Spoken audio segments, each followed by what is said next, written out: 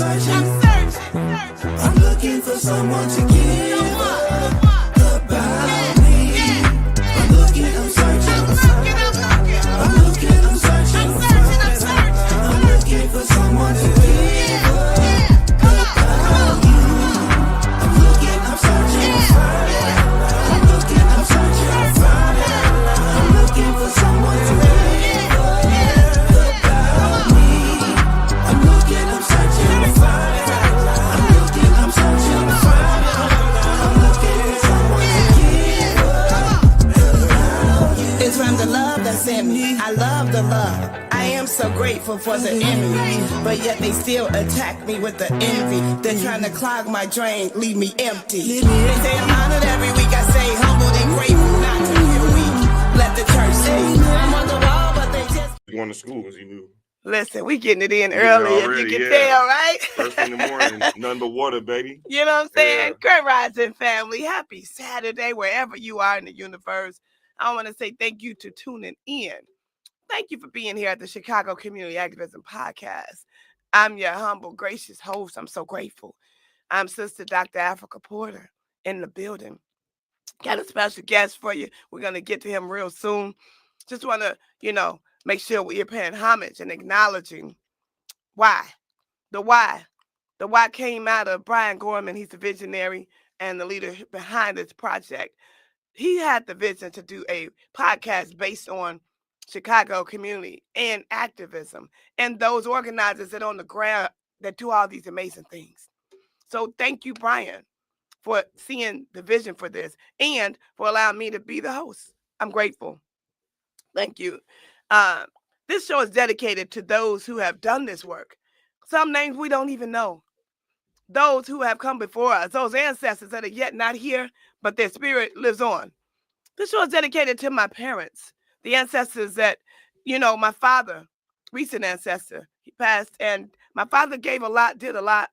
I'm grateful that God saw fit for me to be born through such a man. Reverend Dr. Kwame John Porter. He was a pastor of a church in Inglewood, Christ United Methodist Church. My father was a professor.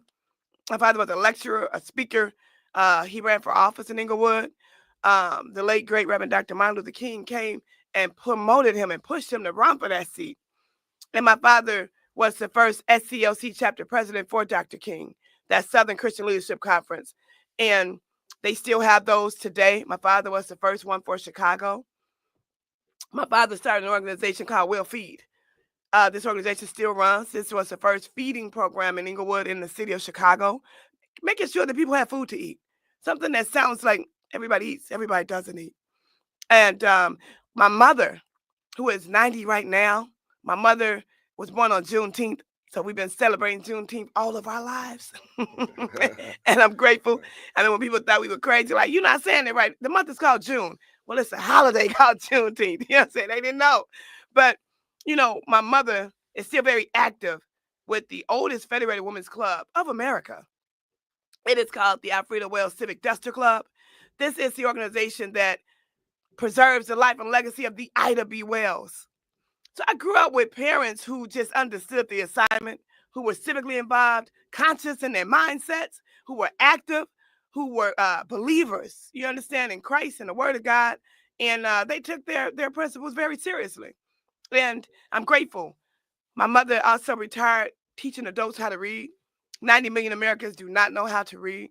My mother was at Literacy Chicago, and she taught elementary through high school, college, all the way at Sunday school. She loved teaching. So I came from great people who believed in education.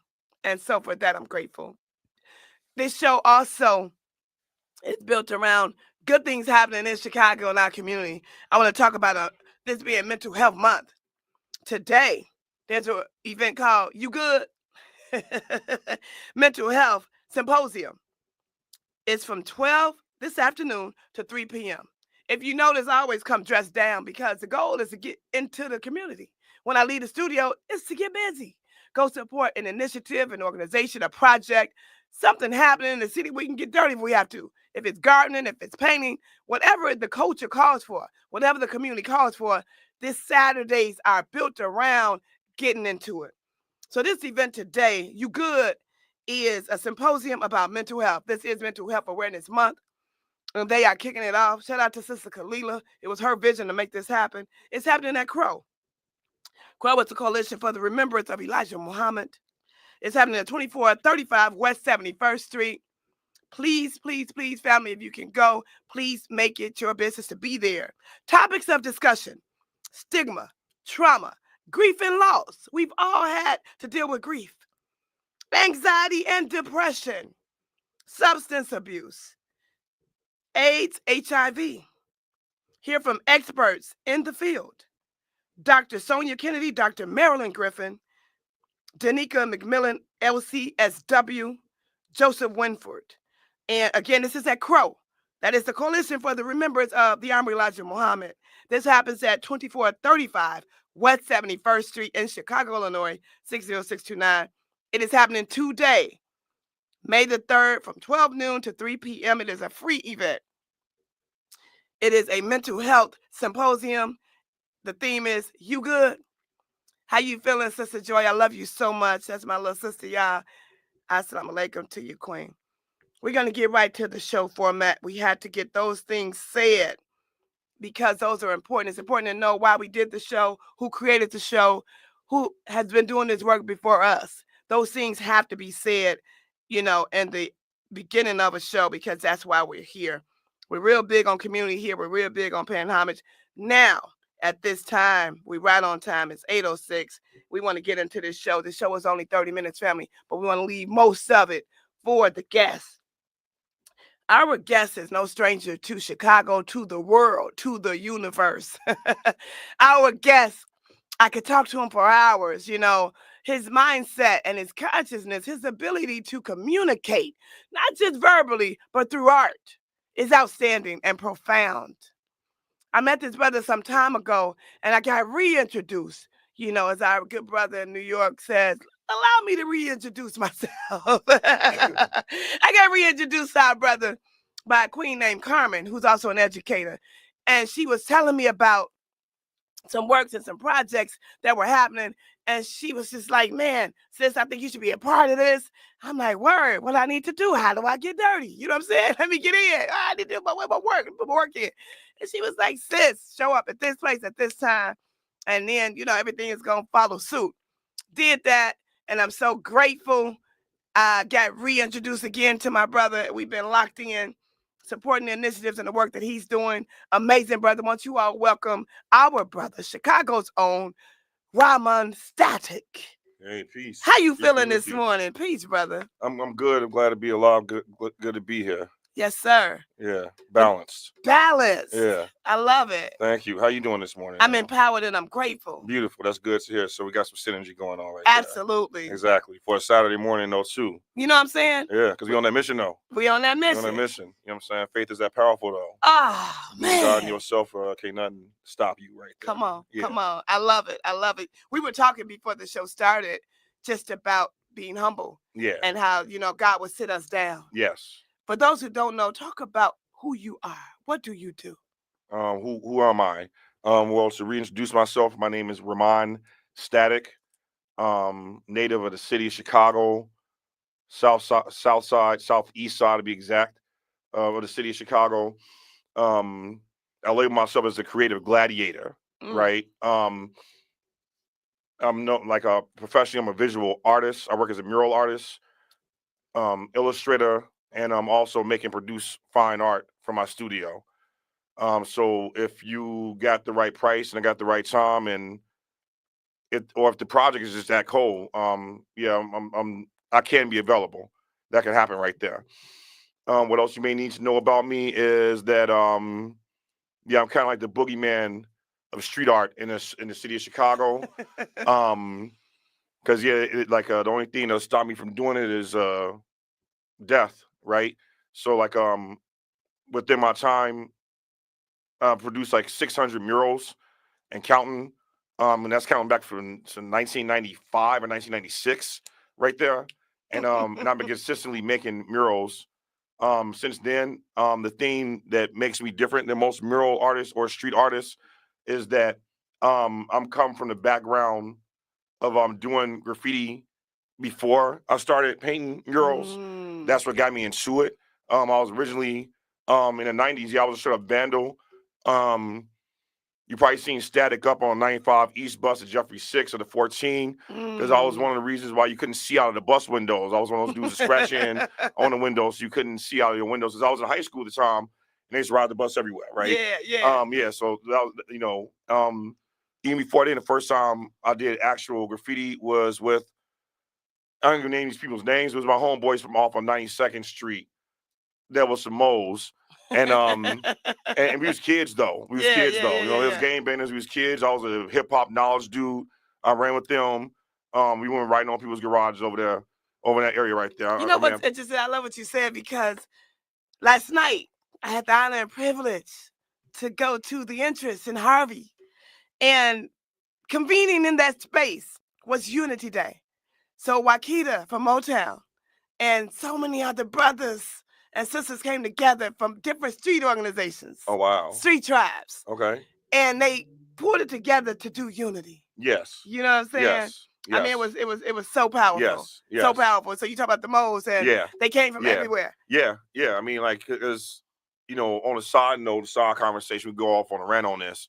It's like, whether we like it or not, there's like a symbiotic relationship between like hip hop and the streets. Oh, for sure. You know what I'm saying? Like between game banging and hip hop, for sure. Hip hop, it's just what it is. For like sure. And I think as adults in hip hop, we need to actually talk about this though. Absolutely. Also, and as far as like how that happens and why hasn't been a consistent connection with hip hop, because on some point or another, especially from the hood, I mean, like the black market economy is a hood economy. Period. Right there. So like, Period. How do you, if you're not trying to rap and play basketball, I want to paint. I don't want to rap and play. Right. Well, I couldn't play basketball, and I stopped rapping because I knew legitimate rappers that had bars right there. I wasn't fading them, man, and there's all around like fading those dudes, yeah, especially back then. So man, like I knew it'd be smart for me to focus in on one thing that I could do naturally, waking up in the morning. That's it. Yeah, so like every rapper that I know is a professional rapper that's been rapping for years. Yeah, you can wake them dudes up at like 2 a.m. and they get bars. And they have a hot 16 for you at 2 a.m. Period. I couldn't do that. I couldn't do that, right? But I could wake up and just start drawing. Like that. I was, I could do that, right? No matter what. You're going right into my next question, which is, how did you get in this space? You know what I'm saying? And who inspired you? As far as mural painting, yes. Going back to read, to jump back. Originally, before I started painting murals, I was into graffiti. But before I was in graffiti, I was just a kid that used to like to just draw cartoons and stuff like that. Watch cartoons and play video games and stuff like that. What cartoons were you into? Oh man, you know what? When I was when I was small, like Tom and Jerry or something like that. But when I was a teenager, though, I got into anime like so like Ninja Scroll, Fist of North, so like the old school anime that was like kind of brutal and bloody, and it was rated R, right? Okay. So that kind of was a big influence on like as far as like the rawness, the rawness, and it helped me evolve as an artist to where sometimes vulgarity can happen within art or performance, but it all depends on the punchline. Oh yeah, it all depends on how you frame it right there. Correct. Right. So like so I have no problem with saying stuff, especially visually, that people are afraid to say. Right there.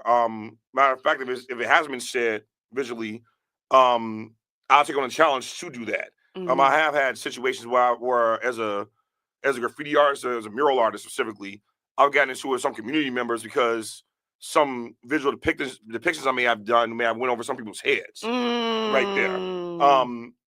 Which like in turn created I know some contradictions within our own culture and our own community right there. They like kind of perpetuates us needing to run somewhere else to fully express ourselves. Yeah. Right. So like for instance, I was down in St. Louis painting this event called Paint Louis last summer, and I noticed in St. Louis I could get away with depicting guns and nudity. You can't do that in Chicago. Like, the aldermen shut down your wall. Seniors would get offended and so on, right? But with the right punchline, it can happen. So like I had a controversy some years ago where it's kind of how I want to paint Fanta 3 times. Oh yeah. And how the last 2 times happened. When I painted her on Oh, it's 67th beautiful. Street. Thank you. And it's more like it was like some space scenes happening because her hair was looking like right in the tunnels. space scene, right? You saw the one Yeah. space scene off of 67th Street, right? Yes. Okay, that was originally what, like, the original image of that is what I painted on Overton. Okay. There was some community Shout members out that to thought. Lefty over Shout out to to school. Lefty. Shout out to Lefty, right? There was some community members that thought that paint sprayer gun looked too much like a real gun, right there. I see it, yeah. I was like, yo, I'm sorry, I need to get some more imagination. And then they threatened to pull funding from the project and buff the wall, so I had to give in right there. Wow. So since that happened, years went by with me still being angry about that until the perfect storm happened, or perfect storms happened to where it could happen. One, during that time I painted a second time at Overton, that King Von mural was up. Right? Now, where it gets weird was that I was actually partially responsible for that going up. I gave that guy that job. Really? I'm not making this up. Yeah, like I'm from that hood. I'm gonna cut out a lot of fatty. I was born on 65th and St. Lawrence. Wow. So I'm from that neighborhood, right? You're right there, yeah. I'm right there, right? So like I didn't think it'd be wise for me to do that because it might be a conflict of interest because it was too much of a singular image of Vaughn. Got it. And it didn't tell the actual story. Got it. It seemed like more of a record promotion thing.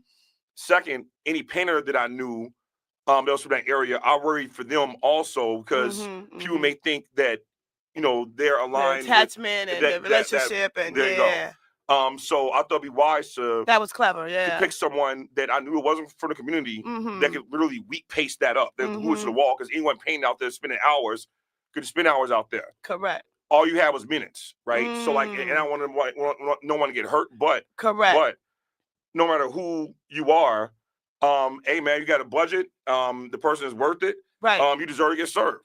Right. I wasn't want to do it, but I was able to refer it. And plus, during that time, also, I was painting that Living Legends mural off of 50th and Drexel. Yes. I was painting that Dr. Timio Black. Yep. I was painting that at the same time, and I refused to get sidetracked off that because that was a pretty big project. And then my cousin, Queen Mother Helen Sinclair's in it too. Yes. Rest in peace. So like it ain't meant for you to do every job. Yeah. You know what I'm saying? Like if I was to take on that project now, it would be treated way different now. I mean, I would take it on, but it just wouldn't be Vaughn by himself. Right. Maybe something more so the actual story of how Vaughn became Vaughn. Right there. What's so deep is that I'm so glad you went into that. People travel when they come to Chicago and they were taking pictures with that mural. Yes. You know what I'm saying? It like really meant something. Like people would line up. You know what I mean? And it's right there. It used to be right there across from Pastor Brooks Church. Right. Then one day I rolled by and it wasn't there anymore. Yeah, because it mean like from what I observed, for one, it was falling apart because it was wheat paste. It was glued to the wall. It was not painted. It was not painted on the wall. Okay. That's that artist method. Is just he does more. He installs more of his graphics he do on posters onto the wall. Got it. Right. But I simply thought it'd be smart to pass that off to him because, hey, I know he'll nail the image and it can get it done quick, but still, got it. His people have to get served, right? His people have to get served, right? So, the other angle though is that I got vandalized and it was falling apart because that's what I'm getting at is that so many people had came by there and and I said this before, I said it again on another podcast. When y'all tourists come through to Chicago, be more respectful. Treat like your own home. Use common sense. Stop leaving trash all over the place. And stop thinking that people that live here are here to serve you. All right, chill that out, yo. That's what gets you robbed, right? And have good people that may have been cool with you, not liking you right there. Have a bit, show a bit more. A little more cool, a little more class. More class right there. You know what I'm saying? Because y'all kind of blew up the spot right there. And we ain't got no problem with you visiting right there. Right. But attracting all this heat, all this extra attention, just being immature, not cool, yo. I can't come to your little town and do that. Can't. All right. I can't drive 30 miles outside Chicago, pay some tolls, come to a little town, right? Leave my heroes all over the place, right? No, I don't do that because I don't want to be making enemies with people like that. Correct. You know what I'm saying? It's not cool. That's not cool. That's not no way to live right there. But they want to know who inspires you. Who inspires me? Yeah, like was it a childhood teacher, your parents, your family, the community? Who inspired you? Because you're amazing. You're Thank all over you. the world. Thank Like you. you're everywhere. Thank When you. that called you, you're like on a ladder in California. I'm like, what? Oh yeah. Man, who inspires me? Man, you know what? In general, the power of the Most High, Mm-hmm. right? And understanding what the Most High is, and two, how do I put it? I stay in competition with myself, right? Yeah, I'm inspired by everybody, right? I do art and create art using a scientific method, so it's a lot of trial and error and see what the results are going to be. So at this age, I do stuff for the challenge to see if I can do it, and I know I can do it, but I want to see what's going to look like on the other end. Another angle is that beyond I have, I'm gonna name names, right? My homeboy Max Sansing, Dredsky. Oh yeah. Who else? My homeboy Poles from the DC5 crew, other brother Poles from the East Coast.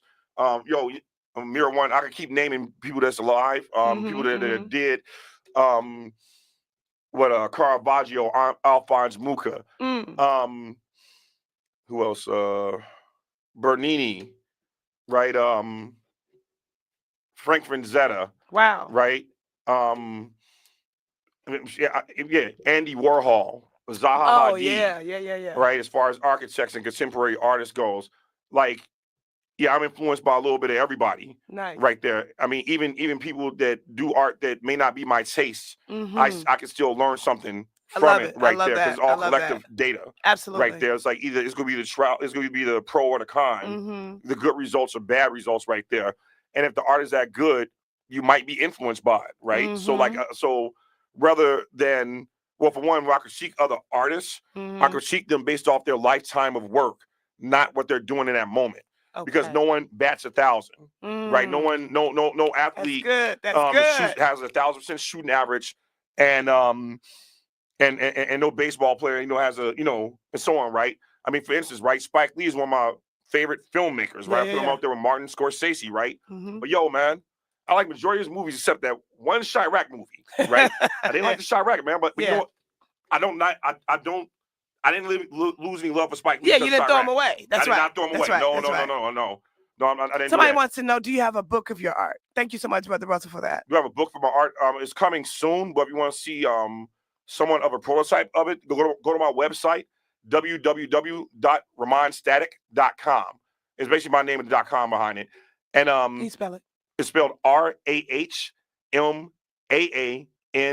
Statik STATIK.com.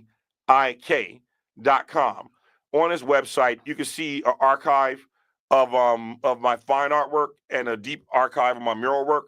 I took time to put my mural projects in chronological order from 1996 to 2022. Wow. It's actually in chronological order year for year. Wow. Because I don't feel like I'm old, but now I'm kind of an older person in the game. Yeah. And like I refuse to be an older guy that comes through and only tells you these stories. People want you to see stuff. That's right. Right. People want to see like tangible proof right there, right? Yeah, right here. So, here we go. Here we go. Right. So you go to my website. I can tell you that I'm prolific, but you go to my website and actually experience firsthand me being prolific right there, right? Yeah. Because I'd rather sell you on buying some of my artwork or something like that than I love it. If you like my work right there. Now this show is built on community. If you could define community, what does that look like? If I could define community, what does that look like? What community looks like to me is that people will still be people, but you should be able to, when nighttime come, your innocent women and children to still be able to walk around at nighttime without getting shot or mugged or caught in a crossfire, right? I don't care how your community looks right there, but it's more of how it functions right there. The reason why I bring this up is that, right, and I'll try to make the story real quick for you after, right, because I'm probably short on time. I was in Kingston, Jamaica this past winter for the Meeting of Styles in Jamaica. It was the first time they did the graffiti event, let alone the Meeting of Styles event in Jamaica. Wow. They flew me out there, right? They flew me out there. It was all paid by the organization, right? Nice. And I was one of the only Chicago artists to be a part of this. I took it on because I know there is no graffiti scene in Jamaica. Right there. And Jamaica is a sovereign nation. It is a country right there. So they'll be like, and it'd be kind of like a frontier thing to like roll through this country and put this entire country on to graffiti art and street art right there, be, or at least being the rep from Chicago in the United States. Because that's another thing when in hip hop and graffiti, once you go international right there, and it's not even about what city you're from, it's about what country you're from. What country you're from? So domestically, I'm Statik from the South Side of Chicago. Internationally, I'm Statik from the United States. That's a whole nother stigma right there. Correct. There's a whole nother stigma right there, yo. It's a whole nother look at it. Like in Chicago, is what high school you went to. Exactly. Exactly, right? And people jump straight to that, right? Yeah. United States, though, on a global level, though. Right. Yo, yeah, like the high school you went to, people go judge you off that. Period. And you have to own. That's right. You have to own the positives and negatives, right? That's right. Then they look at, you know what I'm saying, what neighborhood you from. Yes. Like, you know what I'm saying, what side of town, what street organization you from. Exactly. And they'll judge you off that, but there's truth to it because at a certain point you got to own it. Correct. That's you. That's who you are, right? So like I own being from the United States on a global level, meaning that I'm not finna sit up here and be going on record throwing my country under the table. So people that aren't from the same house, right there, is kind of not good character, right? But I'm not finna be up here being on Team America stuff though either. Be on disrespectful though either though, right? But what I will do though is if I know I'm carrying the ball, I'm gonna do everything in my power to make sure we win. That's right. Period. I'm doing everything in my power to make sure we win, right? Period. So when I was in Kingston, Jamaica, right? I was painting this spot called Tivoli Projects, right? It's almost like the Kingston's Stateway Gardens. Those are straight up projects, right? Yeah, straight up projects, right? So like granted, I'm a Black American from there, South Side Chicago, right? And so first day, long story short, it was some stuff that wasn't in place when we got there. Okay. That's all cool. Yeah. Right, because I like to pivot from situations. I'm like, yo, I'm on Jamaica. Y'all take y'all time working stuff out. I'm also going to the beach and meditate, yo. Go to the beach and meditate. Because I ain't been on vacation in a while. I'm like, hey, you know what? Hey, fine then. Hey, don't got the wall. I'm going to the beach. I'm chilling. Right. I'm going to experience this, what looks like, looks like paradise right there, right? Yeah. All right, cool. So when I finally got my wall, right, I'm painting. And I'm like, noticing, I'm like, yo, hold on, man. I'm in a straight up projects in Kingston, man. Like, I need to watch my back over here, man. So, yo, as I was painting, it like some dude from the block, little local gangster dude, was like, hey, man, take your bag off, man. Nothing's going to happen to you, man. If anybody robs you, I got your back, man. No one's going to do that. I'm like, wow. I'm like, I don't know, man. Like, I don't know about the little dudes, little scooters coming through, dirty snatching, man, from Chicago. You're not getting me, man. Like, no, not getting me. I need my stuff. Need my stuff, man. You're not going to get me, man. Like, no, I'm paranoid, man. Like, she made me paranoid. They can tell when you're not from there, too. Yeah. So like, he's like, dude, persisted. I persisted. I kept painting, right? So then when the event organizers pulled up, was like, hey, man, you don't have to put your bag on, man. Like, no one's gonna rob you over here. I'm like, oh, y'all not gonna get me, man. Like, y'all don't catch me slipping, man. And it's like, we went back and forth about it. And I still, and by that time, though, I'm like, all right, cool. Maybe me clutching my bag makes it look like I have something valuable in there. So I'm gonna put my bag down on the ground, put my foot on it, and paint, right? Put my foot in this bag, right? I'm still extremely paranoid, right? Wow. So third person pulls up on me, right? I forgot the brother's name. I'm very sorry, I forgot the brother's name. He was a graffiti writer from the Bronx, New York. Oh, right? Wow. That was there, right? Nice. The graffiti writer in the Bronx. He's like, hey, fam. Hey, where you from, man? I'm like, from Chicago, man. I'm from the Bronx, man. So I know you're feeling, man. No one's gonna rob you over here. I'm like, hold up, the Bronx dude told me it's safe. Like, you like, the Bronx what? Dude, like, hold on, this Bronx dude just told me, man. The Bronx dude is wow, man. Right. He just told me it's safe. Like, all right, man. Like, it must be safe. It must be safe, right? But I'm still paranoid, right? So, yo, nighttime comes. I'm still painting this area. I'm assuming that's dangerous. But as it got darker, what I didn't hear over there was all the gunshots. What I saw was more kids coming out, old women with their bonnets on, young girls look like they dressed like they go on the beach just walking around, and none of them seemed scared. I was out there painting till 2 midnight or something like that. Wow. I didn't hear nothing like that. And like what I took notice of was like, hold on, man, like it's kind of wild, man. Like they innocent people, women and children could come outside at nighttime, probably Wow. looking like dressed like that, Yeah. and with no fear. Yeah. Yo, man, hold up. There's something. Maybe the problem is maybe I'm too paranoid. Maybe it's me. So at that point, right, I went back to my hotel. Thought to myself like, oh damn, I'm kind of embarrassed about that, man. You know what I'm saying? Like them folks is right. It was I was down by all day. Anybody messing me out That's there? because our Right? saying is this Chicago. Right. You know what I'm saying? We're going with this. So later that night, I had a guilt trip flash. Yeah. I felt like the Karen on the elevator to a black man. Right. So I fell asleep feeling guilty about that. And when I came back down the next day, I apologized to them folks. You know what I'm saying? I apologize to them because I understand how that feels the other way around, right? So yeah, and I know if I'm caught, if I'm wrong, I have no problem apologizing, right? Yeah, especially something like that feel that I personally know how that feels though. Yeah. So I apologize to them, and like the work got done, nothing ever happened. I'm building folks down there, right? The people at Trivoli Projects, much respect to the Trivoli Mural Project crew down there, right? And all my homies at Kingston, Jamaica, right? Now, reason why I bring this up is this. Maybe 10 years ago, it was like a whole war in this Trivoli Projects because there's one guy by the last name of Coke, right? He was a plug. He was a drug dealer, right? He went to war with the FBI, right? Came with tanks. There's still bullet holes down there, and they building everything, right? The area looks wild. It looks wild, right? But it still functions. It still functions as a community. Wow. It don't matter if you mow your lawns or not right there. What matters is if your kids and women can come on at nighttime and not get kidnapped and end up like that, man. Like you need to have a cold, man. You know what I'm saying? Like even in a situation right there where it looks destitute, them folks ain't got that much, right? They got less than us, but they still have a code. Come on. You know what I'm saying? They still they women understand community. Understand community right there, right? So like, like I'm not even looking at the superficial aspect of community. It's like, can you actually live in your community as a human being? Come on. Right? And like I said, not be no victim of something like that. Not become a victim of someone else's demonic trauma that they want to pass off to you right there, right? So yeah, like come on. But I get it though. That's powerful. Thanks. That's powerful. Thank you for explaining that in that way. We are at time. This always happens when it's so good.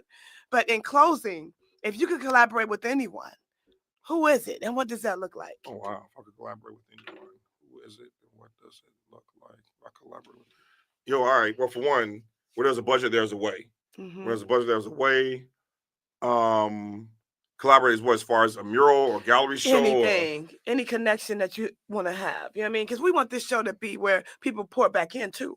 And people are watching and listening. You know what I mean? If I could collaborate as far as murals go, always like painting with the homeboy Max Sansing, my homeboy Cujo Dresky. That's the people like my camera originally collaborated with. It showed me how I collaborate with right there. And then we were running together for like 20-some years. As far as gallery shows, the brother Kevin Williams, Wack. Oh yeah. Right, I love the brother Def. Yeah. And I'm proud to say that he's like I consider him as being my OG. Right. And yeah, like, and there's nothing wrong with having OGs. Make sure your OGs are actually old, right, and have some valor right there. I've been watching the brother Kevin since the early 90s. And he's coming to barbershop and a hair salon. That's what I'm saying. Hair done with the pieces, you've seen his stuff in the hair salons right there. I've been watching this dude since the 90s right there. He was the first example of a brother that I seen that was getting it off of art right there, right? And I know, and I was aware of this back when I was in high school right there. Yes. And like when I was younger, I didn't understand the capitalism. I didn't understand the drive right there, right? But as I got older, I'm like, oh shit, hold up though. This brother is getting better and making more money. Absolutely. Hey, salute to the brother right there, man. Like, you know what I'm saying? Absolutely. So now salute the brother Kevin Williams, the other dude, Jeff Zimmerman, another mural artist right there. There's nothing about people I haven't collaborated with either, but Kevin Williams, as far as the gallery show goes, because of the blackness. Oh yeah, because of the blackness right there, right? Sure. Because sometimes, like, I like to come through unapologetically black with my artwork. Come on. But I have my tangents right there. But my goal is to not be predictable as an artist.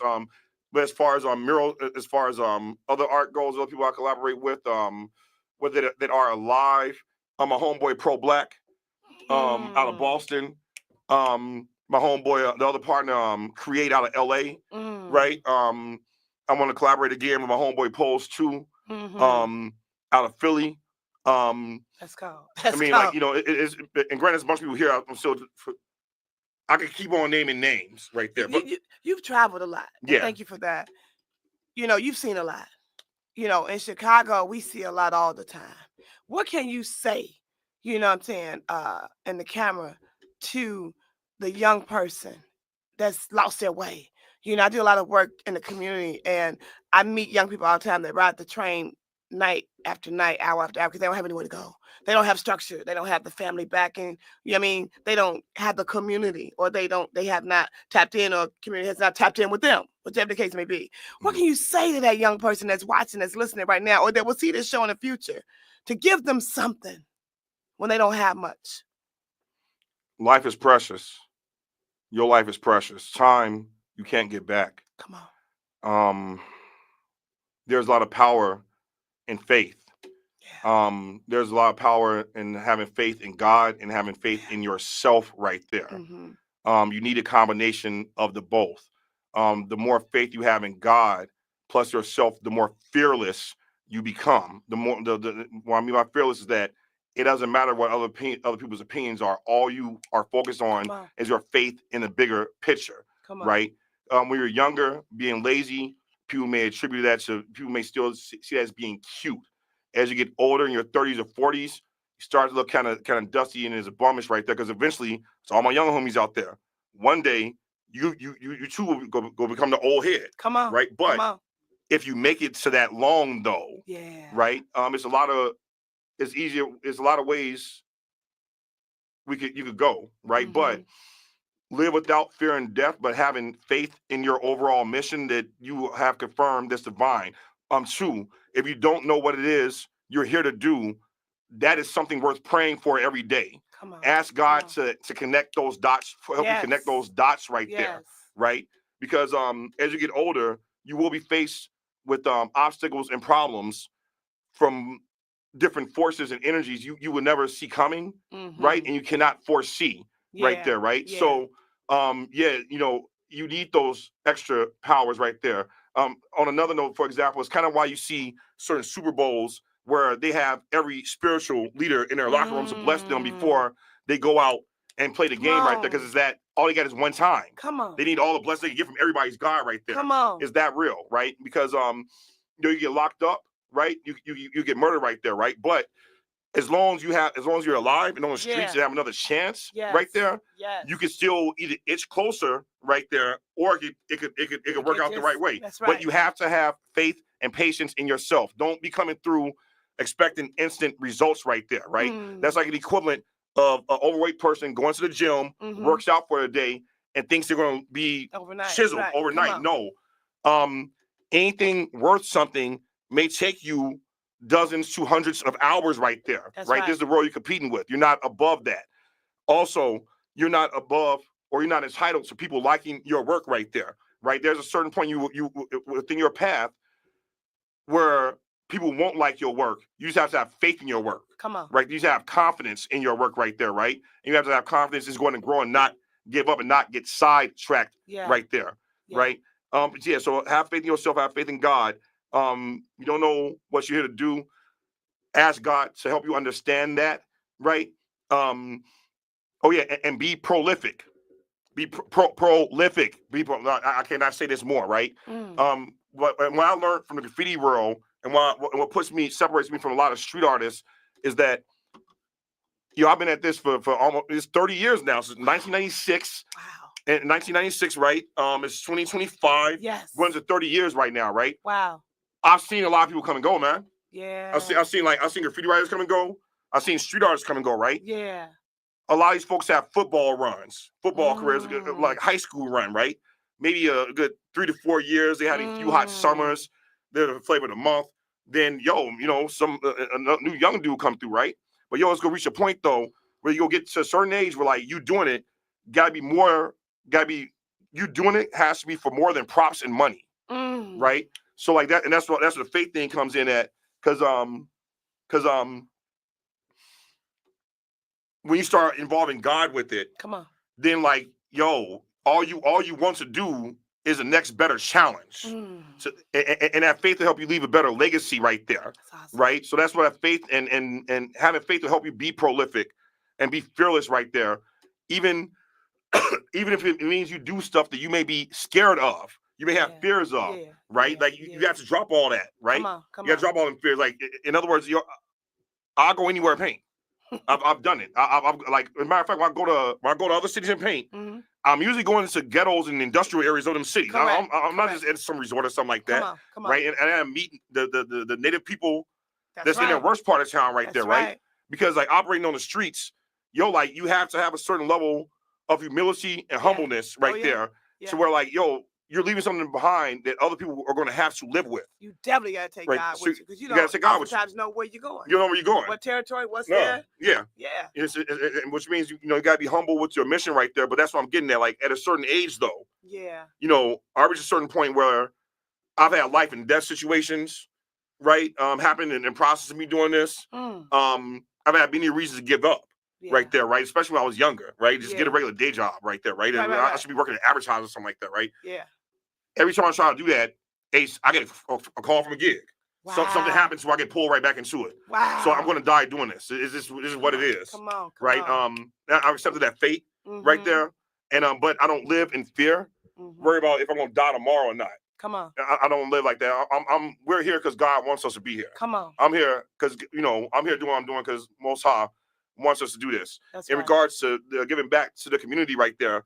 The truth be told is that once you start applying your talent, your mission to your community, that you see that needs help right there, you will take your 10 ambitious steps to try to fix the community. The community respond, and the universe will respond that, no, we need 100 steps from you. Then that's when you know it's real. That's when you know, like, it's a horde. I can never do enough. Yeah. I could never do it. I could never do enough, but I'm gonna be selfless with it and keep trying though. Yeah. Even if I know it can't be enough, I'm gonna keep trying though. I'm not gonna buckle though. Wow. Because I have faith in my mission and in myself right there. So yeah, money is cool right there, man. But yeah, it's gonna keep you above water.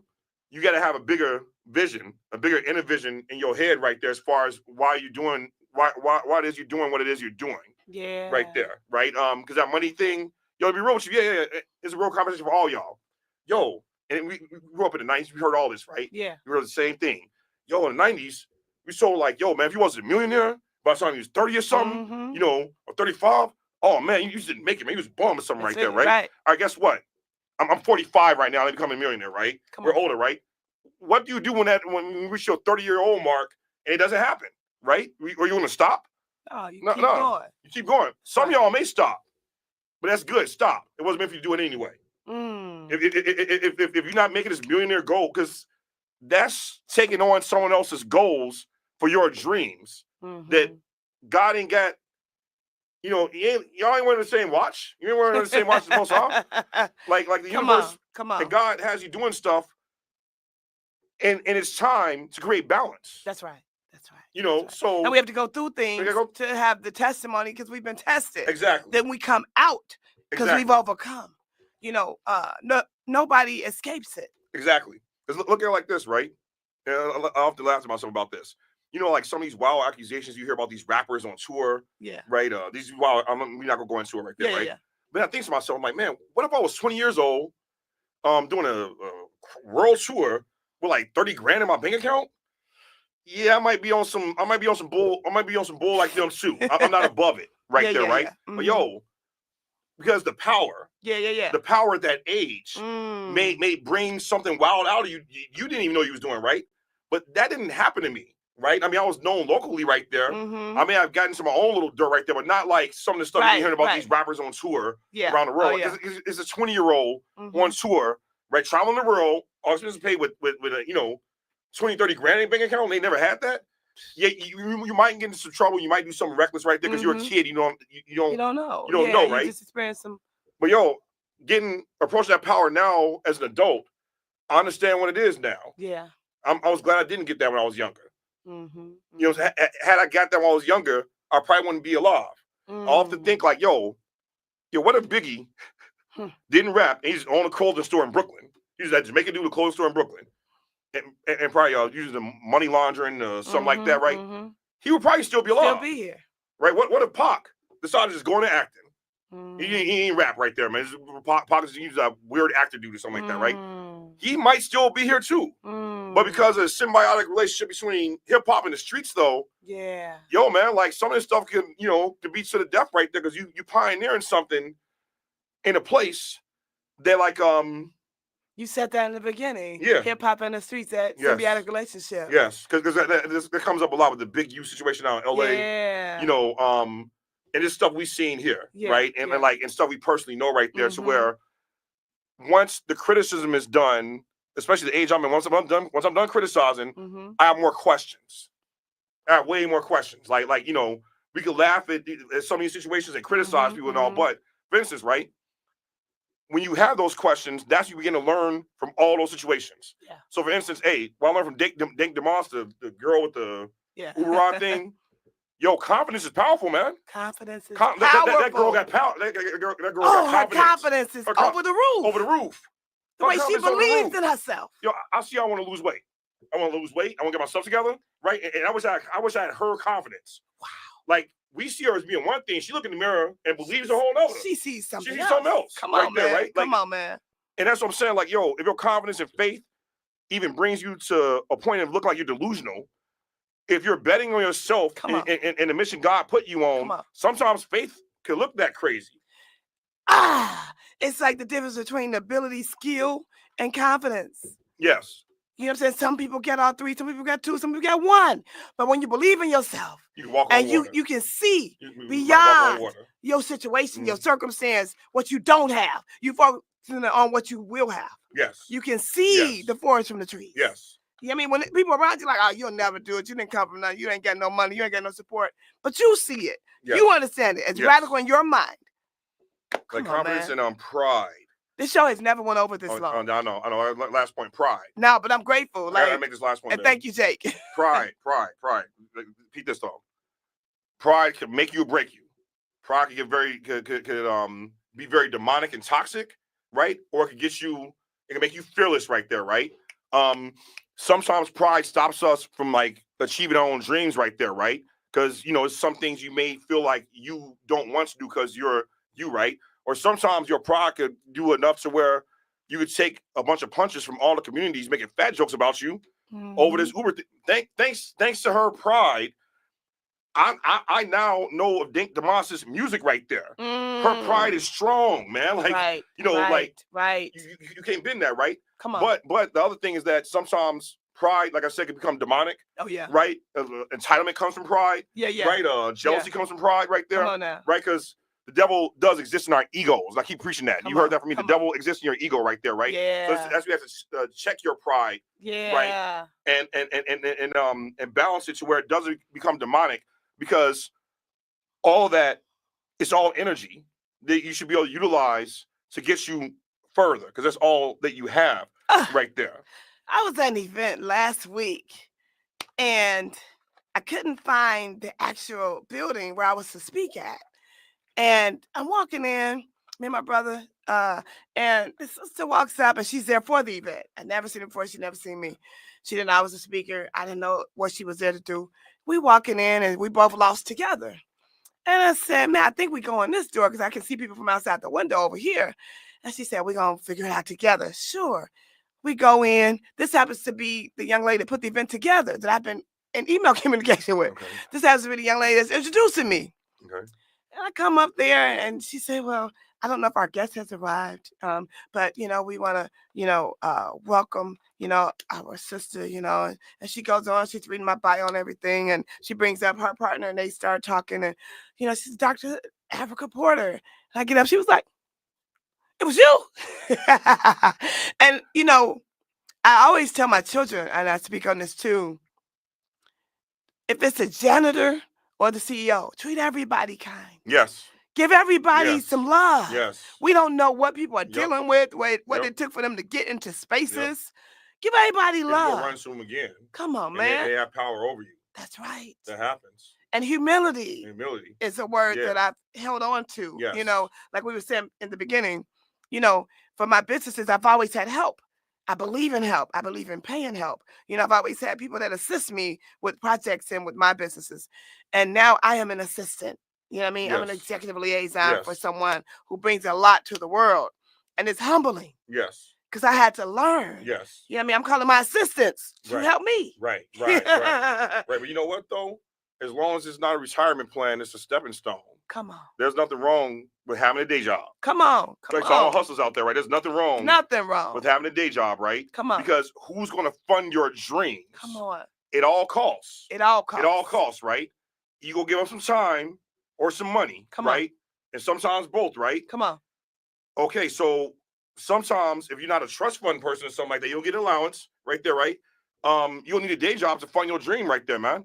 Because you literally have to buy time to focus on your dream and see it through. Because only you can see it through, right? Right. But how the doors will stay open. Because we're all exchanging time for money. No matter what you're doing. We are. You know what I We mean? are. There's a pyramid. There's Oh, someone yes. at the top. You know what I'm Yes. saying? If we look at Yes. it, the biggest companies, Amazon, whoever's at the top of it, then you have the people that do the labor, the work. Yeah. That's a whole other tangent going. Which is why I don't judge prostitutes for that reason. Because after a while, like, as a commercial artist, as a freelance artist, I'm pretty sure a lot of y'all feel like this, especially my musicians, my performers. Come on. Man, you selling your soul. You selling something that was once sacred to you that kept you happy. Come on. And you got to keep doing that dance over and over again, the way they say to do it right there. Come on. Sometimes this stuff feels very prostitute-y right there. And that gave me another look at like prostitution and sex workers right there. Although I'm not selling right that part of myself right there, but I'm selling something sacred right there. And the fact that you have to interact with the people and basically bow to their command right there. Correct. Right? Like, it's what it is. Absolutely. It's what it is. And it kind of makes you less, like I said, makes you way less judgmental of people that do that as an occupation right there. But the means to an end, though, is this, though. Always remember, though, this is not your retirement plan. Come on. It's a stepping stone. The person that hire you is aware that you're going to, like, if they're smart, they know, if they're a good human being, they know you're not going to be there forever. It's so interesting. Right. Okay, we are going to wrap up. Thank you so much, Jake, on the board, our producer, engineer. Yesterday, All the Smoke podcast put out an interview they did with our brother, Craig Hodges. Okay. And Craig Hodges is going into the history of, had he not had the understanding from his mother, who showed him lynchings. Oh, yeah. Who showed him all the degradation that happened to Black people. Yeah. He would not have taken a knee. We talking about way before Colin Kaepernick. Yeah. Craig Hodges was the first, right? Yeah. He, Muhammad Ali, Yeah. Craig Hodges put things in perspective. Yeah. In terms of, free agent. Yeah. Basketball, sports, you know what I'm saying? What's happening here? Look at our people being lynched, being killed, and we playing basketball, you know what I mean? It goes beyond hooping. Right. In the words of Craig Hodges. Exactly. So that got put out yesterday. And so people kind of went crazy seeing this interview. A lot of people didn't know. Some people knew. Some people forgot. But it was good and refreshing to see it again. Oh, wow. Yeah, I mean, that raises another conversation. We can go off on right there. But sometimes, sometimes the spirits of certain tragedies and traumas can haunt communities right there, right? So, like, I was born on 65th in St. Lawrence. My family was born over there, right? That was my grandfather's first house. That was a few blocks south from Emmett Till. That's right. I have relatives that went to Emmett Till's funeral. Come on. From that, my people came up kind of radicalized in the Nation of Islam. But I understand how that happened, though. Like, anybody might become radicalized if they see one of their peers or parents murdered right there, right? They have good reason to have their views right there. But generation for generation, the playing field changes. You gotta have to adapt. So, like, I get where they're coming from, but I mean, I see stuff the exact same reason they do, because I didn't have the same experiences right there, right? That's right.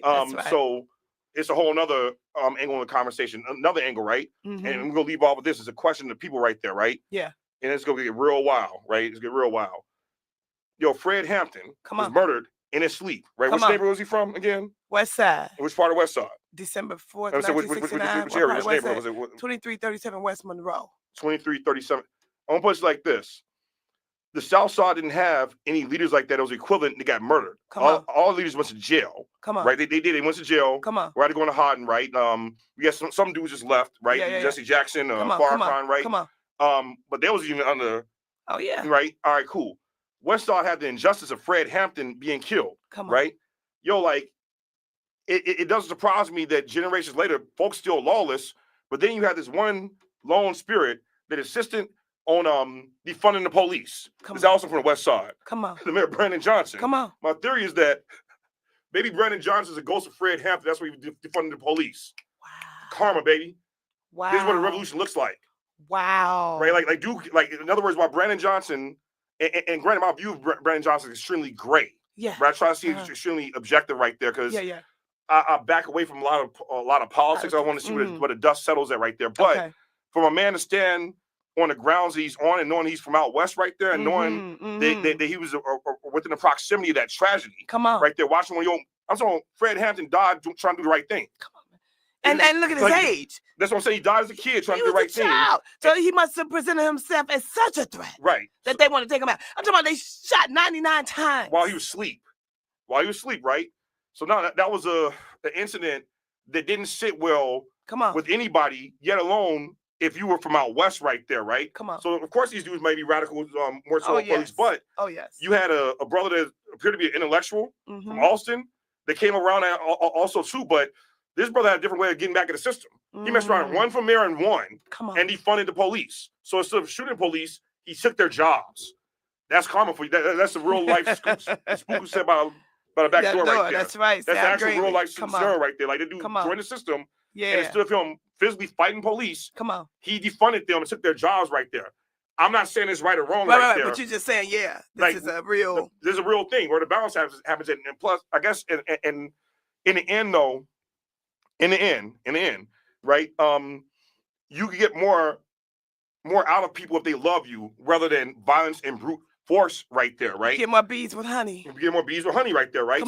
So yeah, like this whole thing where even if you're justified, right? So for instance, the Haitian Revolution wasn't fair that it had to happen, and it wasn't fair that they still had to pay for that until the 70s, right? But who wants to be a slave, right? But so what happened was they returned the same energy that was put upon them, right? But they won, but they still have to pay for it though. To the 70s. That's why Haiti looks the way it does. It does. That's right? They were paying reparations to France until the 70s. Let us sink in for what? Hundreds of years? Hundreds of years right there, right? So don't be thinking Haiti is just some because America systematically demonizes Haiti, right? Because of what how they demobilized the superpower of France at the time. They beat Napoleon. Right? This is what happened. So, but they won, but with victories like that, it comes a price. Oh, it definitely comes a price. It comes a price. Oh yeah. So like on a closing note though, I'm a Muslim, I'm praying Muslim, but one thing I will give credit to people of the Christian faith is that the power of forgiveness actually is powerful, and it sounds very easy on paper, right? But in real life, it does take some faith and energy to actually do. Yes. Right? It's tough, because revenge, you want to do that as a human being. Right there, right? All right, but if you have faith in God and let God take care of it right there, then you don't have to carry the burden of that get back. Absolutely. Because get back wars, from what we've seen here in Chicago, even going back to even in Dublin, Ireland, right? These Irish folks, it's families that have been in war for almost 100 years. 100 years. 100 years. It's Back like and kids forth. each Back other. and forth. They don't know what they're going at it for. The Callahans versus the Brewskis. I've researched this, right? So, but like, what the power of faith, the power of forgiveness, though, what it teaches you is that life isn't about revenge. Come on. Right? Like you have to live past that, right? Because when you get revenge, all people see is you hurting someone, not why you did it. Right. So their children and all the people gonna know is this person just attacked me for no reason. They're never gonna say why you did that right there, right? So now they're gonna get revenge for you getting revenge on, and it's gonna keep going back and forth. And the Bible says revenge is mine. So when you release that, it's not on you anymore. That's kind of a superpower of Christians right there. I get much respect for y'all now. Like the powers to forgive. Sounds very easy on paper. It does, right? Let's just say tables are turned. I have power over someone that did me wrong, or even their kids. Right? Like it's gonna be hard for me not to want to abuse that power. Oh yeah, for sure. Right? This is the way the world works right there, right? For sure. But if you believe in God and believe God will take care of it, you might live more of a human life and not a life at war. One more time, how can they find you? We got 1 minute here. You can find me great. at on IG or Facebook at Rahmaan at Rahmaan Statik. It's spelled RAHMAAN Statik, STATIK. Right, that's my Instagram handle, Facebook address, and a website. Right, it's all in one name. Right there. Man, thank you so much. You're welcome. This has been like a real interesting interview. It's been so good. We went from so many different things and topics here. Man, we want to say thank you, everybody that tuned in, all of our previous guests on the Chicago Community Activism Podcast. Thank you to Jake, man, for sticking around an extra 30 minutes. I love you so much. Thank you so much. Man, thank you to Brian Gorman. It was your vision and your leadership for this to happen. Diverse City, the Bronzeville Podcast Studios, Chicago Hip Hop Heritage Museum, Trek, that's TRECC, Trek Foundation. Man, nephew Ron Rilla of Rilla Noise. All of our previous guests, those that are going to be guests. We thank you. Tap in with us. We love to talk to you and find out what you're doing and support you as well. Please follow our guest, Rahmaan Statik. He is here actually doing something right now. If you want to show him, he's just, he doesn't stop. You know what I'm saying? I'm not sure how to show him, but man, just turn it to the camera right there. Let's see. Man. Pick it up or, yeah, you know, it's kind of hard. Man. To see. Oh, yeah. Oh, yeah. Oh, yeah. Oh, yeah. Oh, yeah. Hey, you know what I'm doing though? Hey, we'll just tell you all what I'm doing is that, yeah, I've done years. I painted the name Statik on walls. I basically I've been going back through my archives of those photographs of the way I painted the name Statik and redraw them and I'm recreating them digitally and better, right? So I'm basically revisiting a lot of old ideas that worked and eventually to combine ideas to make something new. It's a bigger picture right there. So like I even have a folder on my iPad called Style Files, right? Where it's like a bunch of a whole page of stuff that I made. I'm not sure if y'all can see it, but you have a whole page of different types of graffiti styles. You can't see wow. Wow. No one is coming. It is up to us. Oh, yeah. Look, we live. Listen, we checking out. Thank y'all so much for tuning in live with Sista Afrika, Chicago Community Activism Podcast. Our guest today, Rahmaan Statik. Thank y'all so much. Peace be with you. We are who we've been waiting for. We are we got. We are our own sunshine. I'm looking, I'm searching. I'm looking, I'm searching. I'm looking for someone to give about me. I'm looking, I'm searching. I'm looking, I'm searching. I'm looking for someone to give about you. I'm looking, I'm searching. I'm looking, I'm searching. I'm looking for someone to give about me. I'm looking, I'm searching.